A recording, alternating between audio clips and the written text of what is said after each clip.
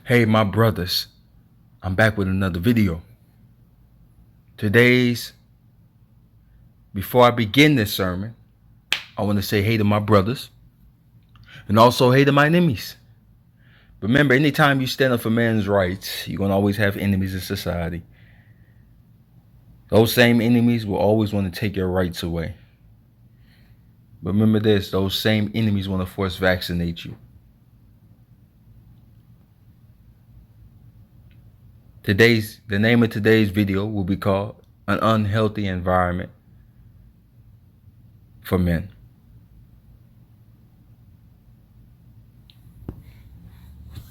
Today, this is an important video, very much so.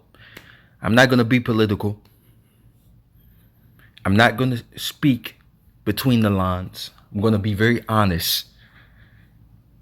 And the number one theme of this video is going to be cause and effect. I preached about it being an unhealthy environment for men. I have talked about this in numerous videos. This unhealthy environment is causing men to go overboard. Because when you live in a society where men problems are not important, when how men feel is not important, you're going to deal with these kind of issues. Now, this brother is the cause of an unhealthy environment. See, when you see this brother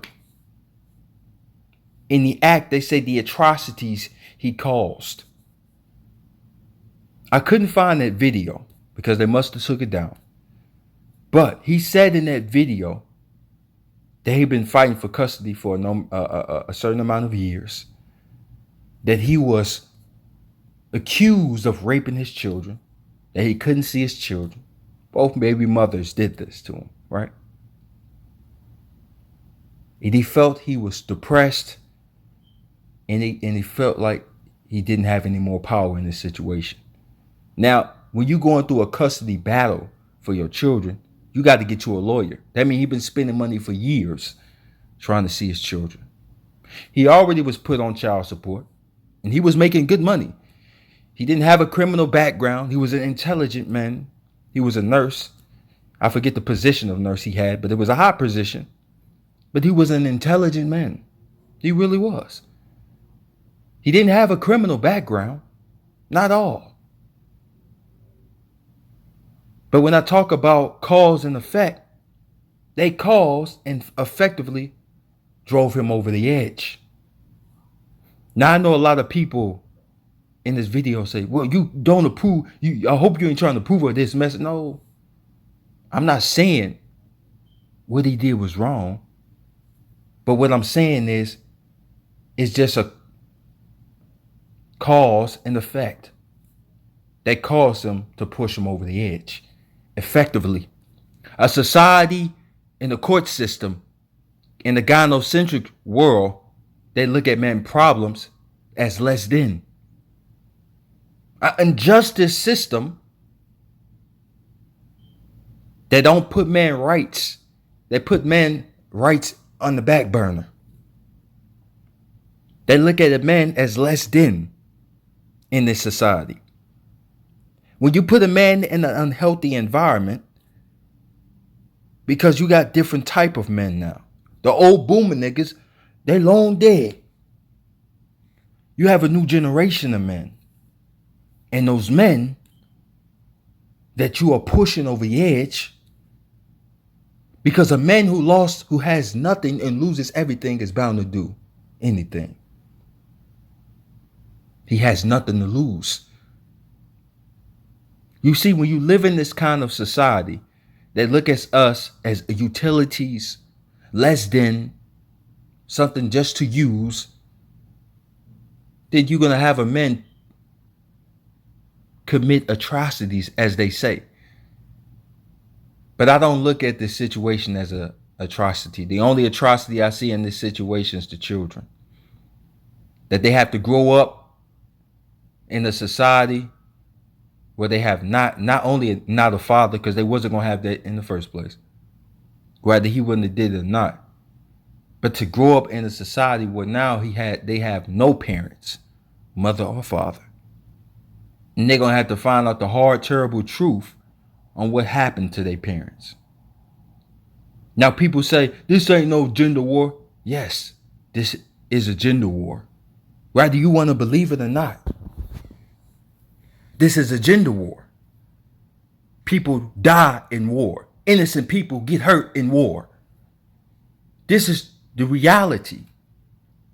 Do I approve of what he did? No, but I understand, because this is an unhealthy environment.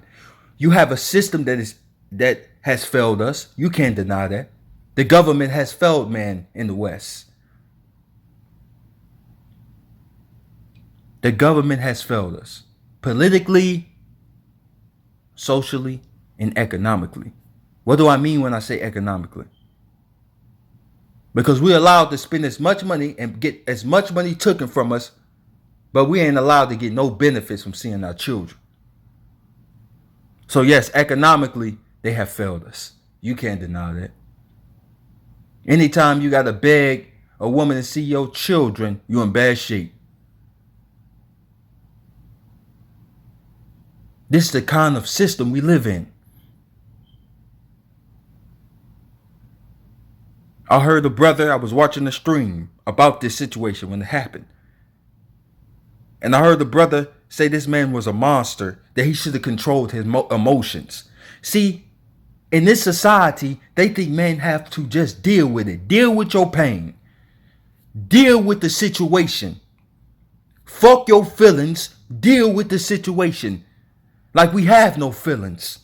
But I'm here to tell you today that I have feelings too. That I'm here to tell you today I give a fuck too.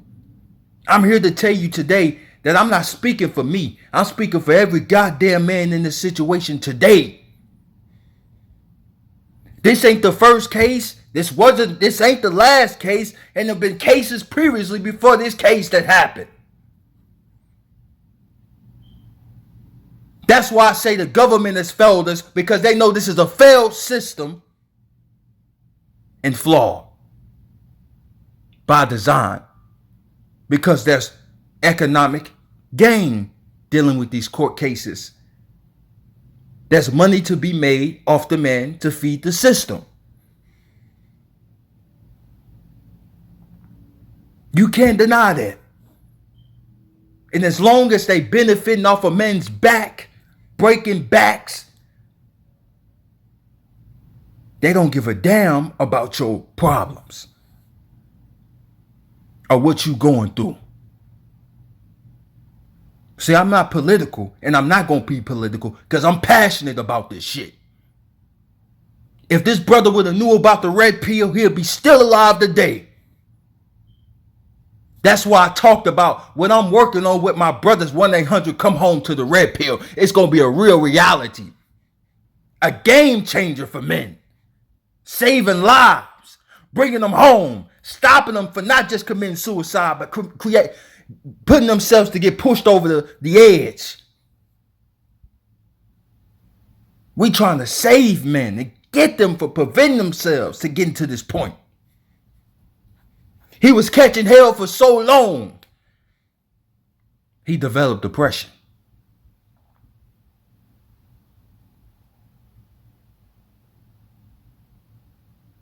Nobody want to talk about the men being a victim in this situation.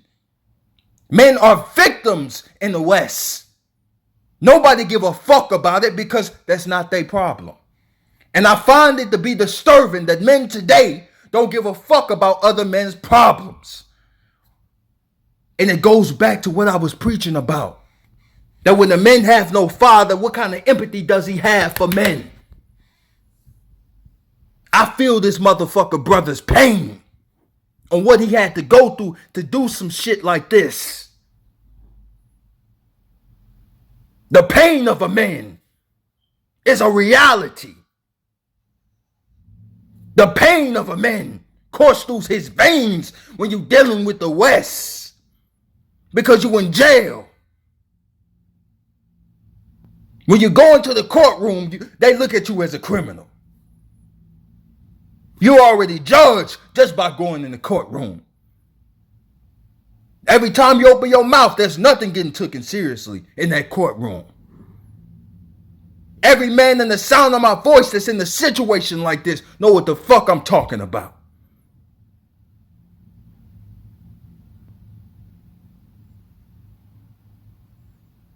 He paid a price because of a society and a government that have failed men in this system. He paid a price because he was born in jail. Born in jail. Being a man in the West. He paid the price because he was born in an unhealthy environment.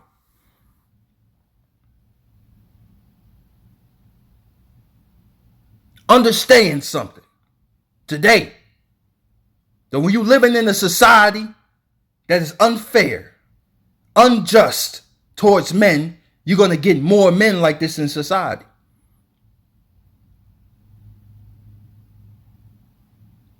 We asked about fixing this system. We begged about fixing the system with the men's rights community. They didn't listen to you. When Tommy Sotomayor came up to the White House, they didn't listen to him. Men been begging. Men been crying. How long men gonna keep on begging for injustice until they put it upon their own hands? This is the situation I'm talking about. An unhealthy environment. See, nobody want to talk about the injustice of the society. Before this brother died, he told you why he did it. He didn't just do it, he told you. Because they lied on him about him raping his children. He told you that they kept him from his children. He told you he went through all the legal means of doing it the right way before he put it in his own hands. They know this system is injustice. It's injustice. It's an unjust system. But as long as they profiting off men's pain, they're going to allow this to continue. They're going to continue to allow this to be a reality for men in society. More broken homes, more children without parents, more children without families, more children not knowing who their fathers was. More children getting raised by men that ain't even their DNA. I'm preaching today. Don't come to me and tell me this ain't a war. This is a goddamn war. Children are paying the price because they suffering. They got no guidance at home. They got no leadership at home. Men turning their backs on each other because they don't know how to respect each other. Because they never had a dad to teach them to respect and have camaraderie towards men. I see it in the manosphere today. More niggas hustling off men's pain than helping them.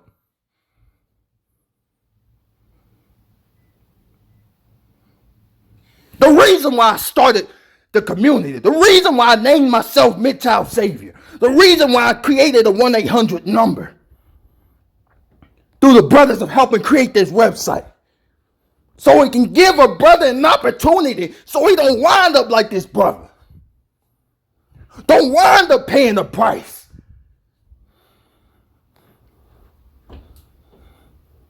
Don't wind up unhealthy. Don't wind up with depression. Don't wind up don't understand if he want to live anymore because he done lost everything.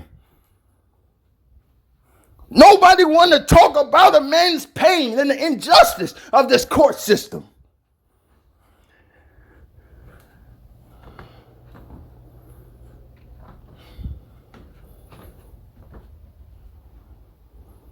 But they want to call him a monster. But don't want to know about the cause and effect of this situation. The man was educated. The man went to college. Worked how many years to get the position he had? And all he wanted was to be in his children's life. You can't tell me this ain't an unhealthy environment for men.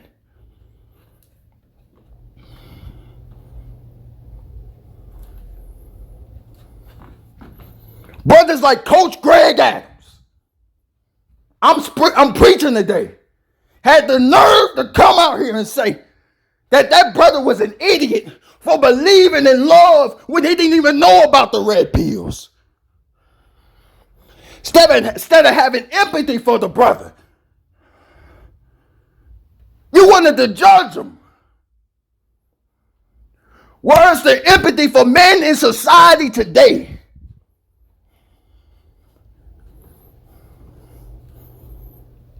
The reason why my number is on the link of my videos, so men ain't got to end up like this brother in society today. They get pushed over the edge. I couldn't save everybody, but I saved enough that men can get a second chance. I could have been a victim. I could have killed myself when I was going through my divorce. But if it wasn't for this community, I wouldn't be here today. So instead of looking at this brother as a monster, a villain, look at the system that failed us. Look at the injustice of the court system. Look at the children who growing up without fathers.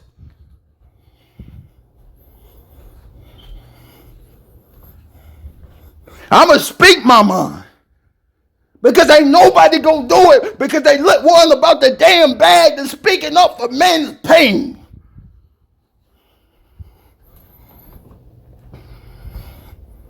I lost a brother, let me preach, that I brought to this community who believed in a dream like I believed. And he paid the price. He killed himself because he stopped believing, because men stopped believing. I'm preaching. What you need to learn is that we all we got.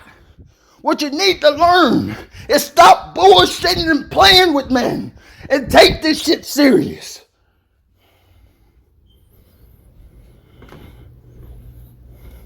I live my life for men's pain. I live my life to help men. I live my life to try to pull them out this situation because nobody give a damn. Because I know when you feel alone, I know when you feel like nobody give a damn about you, I know when you feel like nothing matters no more, you get pushed over the edge. Because I almost was this brother. I'm preaching today. I gotta speak because I ain't speaking for me. I'm speaking for men. I'm doing God's work. And if you don't like it, I don't give a damn. Get the fuck off my channel. If you're trying to chase a bag, fuck you. But I'm trying to chase liberation and freedom for men. Because men ain't gotta live like this no more.